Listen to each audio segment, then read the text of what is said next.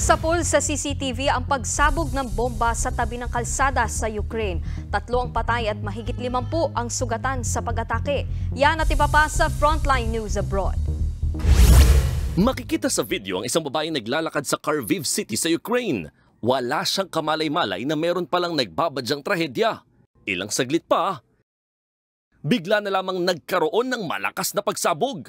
Napayuko na lang ang babae habang nagliparan ng mga nagkabasag-basag na salamin at iba pang debris. Tila natigilan pa ng saglit ang babae bago siya tumakbo palayo. 3 ang namatay sa pagsabog habang mahigit 50 naman ang sugatan.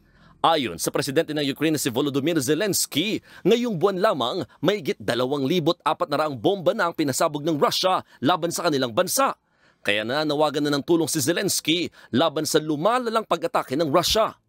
February 2022 nang sakupin ng Russia ang Ukraine. Sa China naman, nagtulong-tulong ang mga bumbero at mga sundalo sa paglilinis ng makapal na putik na bumalot sa malaking bahagi ng bansa. Kasunod ito ng matinding pagbaha na dulot ng malakas na pag-ulan.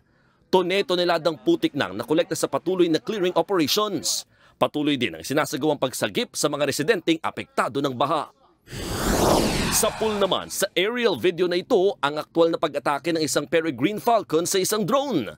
Naganap ang insidente habang inobserba ng mga eksperto ang Zhangjiajie Grand Canyon Scenic Area sa Yunnan Province sa China. Nakunan pa ng drone ng bumanggang Falcon.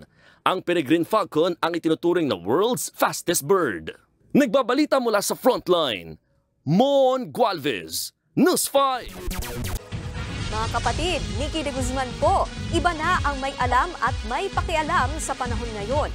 Para sa tuloy-tuloy na balitaan sa Frontline kahit weekend, mag-follow at mag-subscribe sa social media pages ng News 5.